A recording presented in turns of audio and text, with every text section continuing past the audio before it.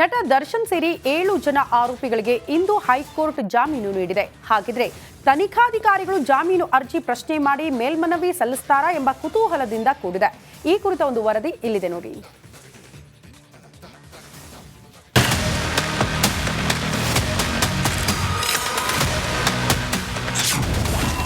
ರೇಣುಕಾ ಕೊಲೆ ಕೇಸ್ನಲ್ಲಿ ದರ್ಶನ್ಗೆ ಜಾಮೀನು. ಹೈಕೋರ್ಟ್ ಆದೇಶ ಪ್ರಶ್ನೆ ಮಾಡುತ್ತಾ ಸರ್ಕಾರ. ಚಿತ್ರದುರ್ಗದ ರೇಣುಕಾಸ್ವಾಮಿ ಕೊಲೆ ಪ್ರಕರಣದ ಆರೋಪಿಗಳಾದ ನಟ ದರ್ಶನ್, ಪವಿತ್ರಗೌಡ ಸೇರಿದಂತೆ 7 ಮಂದಿ ಆರೋಪಿಗಳಿಗೆ ಹೈಕೋರ್ಟ್ ಜಾಮೀನು ನೀಡಿದೆ. 7 ಜನರ ಜಾಮೀನು ಅರ್ಜಿ ವಿಚಾರಣೆ ಮಾಡಿ ಆದೇಶ ಕಾಯ್ದಿರಿಸಿದ್ದ ನ್ಯಾಯಮೂರ್ತಿ ವಿಶ್ವಜಿತ್ ಶೆಟ್ಟಿ ಇಂದು ಆದೇಶ ಪ್ರಕಟಿಸಿದರು.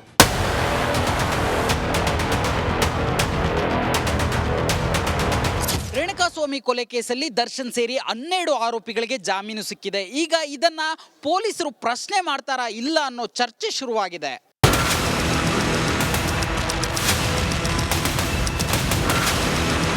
ಹೈಕೋರ್ಟ್ ಮತ್ತು ಇದಕ್ಕೂ ಮುನ್ನ ಸೆಷನ್ ಕೋರ್ಟ್ನಲ್ಲಿ ವಾದ ಮಾಡಿದ್ದ ಹಿರಿಯ ವಕೀಲ ಸಿ.ವಿ. ನಾಗೇಶ್ ಅವರು ರೇಣುಕಾಸ್ವಾಮಿ ಕೊಲೆಯಲ್ಲಿ ದರ್ಶನ್ ಆರೋಪಿ ಅಲ್ಲವೇ ಅಲ್ಲ, ದರ್ಶನ್ ವಿರುದ್ಧ ಕೃತಕ ಸಾಕ್ಷಿ ಹುಟ್ಟು ಹಾಕಿದ್ದಾರೆ ಎಂದು ಪೊಲೀಸರ ತನಿಖೆಯನ್ನು ಕೋರ್ಟ್ನಲ್ಲಿ ಪ್ರಶ್ನಿಸಿದರು.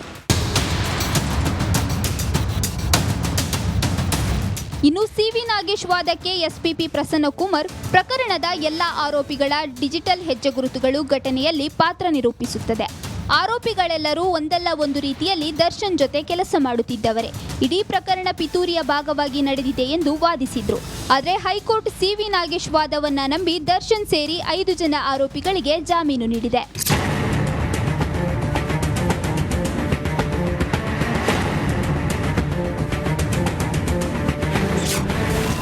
ದರ್ಶನ್ ಜಾಮೀನು ಪ್ರಶ್ನಿಸಿ ಸುಪ್ರೀಂಗೆ ಹೋಗ್ತಾರಾ spp?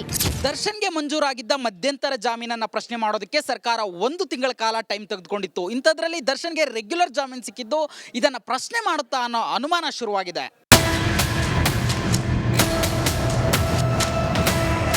Nagaraju Appasandra, crime bureau, republic Kannada. Kasaragod ಕರ್ನಾಟಕದ ನಕ್ಷೆಯಲ್ಲಿ ಇಲ್ಲ ನಿಜ, ಆದರೆ ಅಲ್ಲಿ ವಾಸ ಮಾಡುವವರಲ್ಲಿ ಹೆಚ್ಚಿನವರು ಕನ್ನಡಿಗರೇ ಇದ್ದಾರೆ. ಕನ್ನಡ ಶಾಲೆಗಳೇ ಹೆಚ್ಚಿರುವ ಗಡಿನಾಡದು. ಆದರೆ ಕೇರಳ ಸರ್ಕಾರ ಮತ್ತೆ ಕನ್ನಡ ಶಾಲೆಗೆ ದ್ರೋಹ ಬಗೆದಿದೆ. ಈ ಕುರಿತ ಒಂದು ವರದಿ ಇಲ್ಲಿದೆ ನೋಡಿ.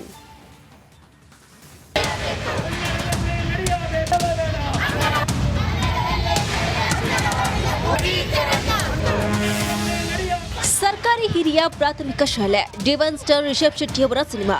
ಅಳಿವಿನಂಚಿನಲ್ಲಿರುವ ಕನ್ನಡ ಶಾಲೆಗಳ ಪರಿಸ್ಥಿತಿ, ಕನ್ನಡಕ್ಕಾಗಿ ಶಾಲಾ ವಿದ್ಯಾರ್ಥಿಗಳ ಹೋರಾಟವಿರುವ ಈ ಸಿನಿಮಾವನ್ನ ನೀವೆಲ್ಲರೂ ನೋಡಿರ್ತೀರಾ. ಆದರೆ ಈ ಸಿನಿಮಾದ ಕತೆ ಕಾಸರಗೋಡಿನಲ್ಲಿ ನಿಜವಾಗ್ಬಿಟ್ಟಿದೆ. ಕನ್ನಡದ ಶಾಲೆ, ಮಲಯಾಳಿ ಶಿಕ್ಷಕ.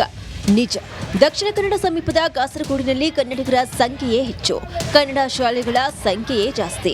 ಆದರೆ ಆಡೂರಿನ ಕೋರಿಕೊಂಡ ಕನ್ನಡ ಮಾಧ್ಯಮದ ಅಂಗನವಾಡಿ ಶಾಲೆಗೆ ಕನ್ನಡ ಬಾರದ ಮಲಯಾಳಂ ಶಿಕ್ಷಕಿಯನ್ನ ನೇಮಕವನ್ನ ಮಾಡಲಾಗಿದೆ. ಇದನ್ನು ವಿರೋಧಿಸಿ ಕನ್ನಡ ಸಂರಕ್ಷಣಾ ಹೋರಾಟ ಸಮಿತಿ ನೇತೃತ್ವದಲ್ಲಿ ಪ್ರತಿಭಟನೆ ನಡೆಸಲಾಗಿದೆ. ಮಕ್ಕಳು, ಪೋಷಕರು ದೇಲಂಪಾಡಿ ಗ್ರಾಮ ಪಂಚಾಯತ್ ಮುಂದೆ ಪ್ರತಿಭಟನೆ ನಡೆಸಿದ್ದಾರೆ.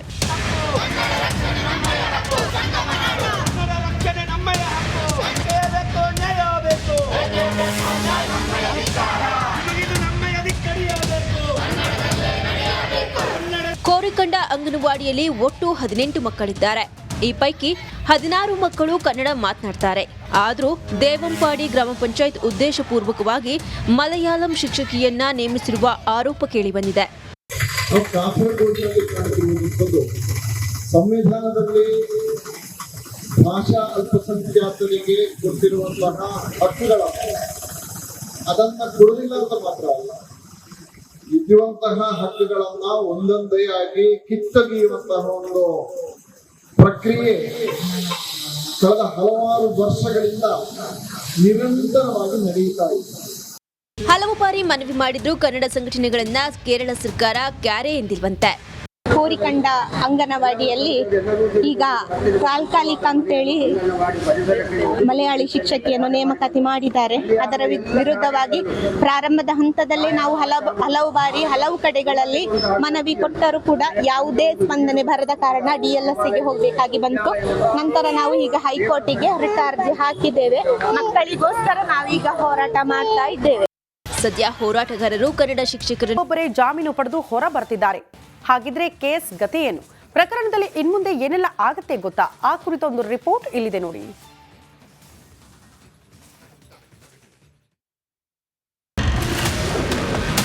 ಕೇಸ್ನ ಮುಂದಿನ ನಡೆಗೆ ಕುತೂಹಲ. ಚಿತ್ರದುರ್ಗದ ರೇಣುಕಸ್ವಾಮಿ ಕೊಲೆ ಕೇಸ್ ಕಾಮಾಕ್ಷಿಪಾಳ್ಯ ಪೊಲೀಸರು 17 ಆರೋಪಿಗಳು ಬಂಧನವನ್ನ ಮಾಡಿ ತನಿಖೆ ಮಾಡಿದರು. ಸುದೀರ್ಘ 88 ದಿನಗಳ ತನಿಖೆ ಮಾಡಿ ಚಾರ್ಜ್ ಶೀಟ್ ಸಲ್ಲಿಸಿದ ಪೊಲೀಸರು ಬರೋಬ್ಬರಿ 3991 ಪುಟಗಳ ಮೊದಲ ದೋಷಾರೋಪ ಪಟ್ಟಿಯನ್ನ ಮತ್ತು 1300 ಪುಟಗಳ ಎರಡನೇ ತನಿಖಾ ವರದಿಯನ್ನ ಕೋರ್ಟ್ಗೆ ಸಲ್ಲಿಸಿದ್ರು. ಆದರೆ ಆ ಎಲ್ಲ ಆರೋಪಗಳನ್ನ ಮೀರಿ 12 ಆರೋಪಿಗಳು ಜೈಲಿಂದ ರಿಲೀಸ್ ಆಗಿದ್ದಾರೆ. ಹೌದು, ದರ್ಶನ್ ಚಾಲೆಂಜಿಂಗ್ ಸ್ಟಾರ್ ದರ್ಶನ್ ಸೇರಿ 17 ಜನ ಆರೋಪಿಗಳ ಬಂಧನ ಆಗಿತ್ತು. ಇದೊಂದು ಹೈ ಪ್ರೊಫೈಲ್ ಕೇಸ್ ಆಗಿ ಪರಿವರ್ತನೆಯಾಗಿತ್ತು. ದರ್ಶನ್ A2 ಆರೋಪಿಯಾಗಿದ್ರು. ಇದೀಗ ಈ ಪ್ರಕರಣದಲ್ಲಿ 12 ಜನರು ಜಾಮೀನು ಪಡೆದು ಮನೆ ಸೇರ್ಕೊಂಡಿದ್ದಾರೆ. ಹಾಗಿದ್ರೆ ಈ ಪ್ರಕರಣದ ಮುಂದಿನ ಗತಿ ಏನು? ಸತ್ತ ರೇಣುಕಸ್ವಾಮಿ ಹತ್ಯೆ ಸಿಕ್ಕ ಬೆಲೆ ಏನು ಅನ್ನೋ ಪ್ರಶ್ನೆ ಶುರುವಾಗಿದೆ. ಆರೋಪಿಗಳು ರಿಲೀಸ್. ರೇಣುಕಸ್ವಾಮಿ ಕೊಲೆ ಆರೋಪದಲ್ಲಿ ಬರೋಬ್ಬರಿ 17 ಆರೋಪಿಗಳ ಬಂಧನ ಆಗಿತ್ತು. ಈ ಪೈಕಿ 12 ಮಂದಿಗೆ ಜಾಮೀನು ಸಿಕ್ಕಿದೆ.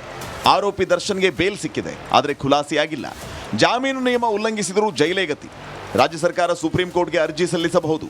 ಜಾಮೀನಿಗೆ ತಡೆ ತಂದ್ರೆ ಮತ್ತೆ ಜೈಲಿಗೆ ಹೋಗಬೇಕು. ದರ್ಶನ್ ಮನೆಯಲ್ಲಿ ಲಕ್ಷಾಂತರ ಕ್ಯಾಶ್ ಸಿಕ್ಕಿತ್ತು. ಇಡಿ, ಐಟಿ, ಲೋಕಾಯುಕ್ತರು ಕಣದಲ್ಲಿದ್ದಾರೆ. ಕೇಸ್ನ ವಿಚಾರಣೆಗಾಗಿ ನಟನನ್ನ ಬಂಧಿಸಬಹುದು. ಚಾರ್ಜ್ ಶೀಟ್ನ ಅಂಶ ಆಧರಿಸಿ ವಿಚಾರಣೆ ನಡೆಯುತ್ತೆ. ವಿಚಾರಣೆ ಅಗತ್ಯ ಇದ್ದಾಗ ಕೋರ್ಟ್ಗೆ ಬರಬೇಕು. ವಿಚಾರಣೆ ನಡೆಸಿ ಕೊಲೆ ಕೇಸ್ ತೀರ್ಪು ಹೊರಬೀಳುತ್ತೆ. ಆರೋಪ ಸಾಬೀತಾದರೆ ಜೈಲಿಗೂ ಹೋಗಲೇಬೇಕಾಗುತ್ತೆ.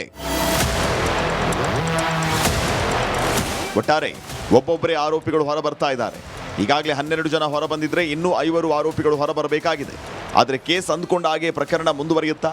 ನಿಜವಾದ ಆರೋಪಿ ಯಾರು? ಯಾರಿಗೆ ಶಿಕ್ಷೆ ಆಗುತ್ತೆ ಅನ್ನೋ ಹಲವಾರು ಪ್ರಶ್ನೆಗಳು ಸಾರ್ವಜನಿಕರಲ್ಲಿ ಮೂಡದೇ ಇರೋದಿಲ್ಲ. Bureau report, republic Kannada. ಒಬ್ಬರೇ ಜಾಮೀನು ಪಡೆದು ಹೊರ ಬರ್ತಿದ್ದಾರೆ. ಹಾಗಿದ್ರೆ ಕೇಸ್ ಗತಿ ಏನು? ಪ್ರಕರಣದಲ್ಲಿ ಇನ್ಮುಂದೆ ಏನೆಲ್ಲ ಆಗತ್ತೆ ಗೊತ್ತಾ? ಆ ಕುರಿತ ಒಂದು ರಿಪೋರ್ಟ್ ಇಲ್ಲಿದೆ ನೋಡಿ.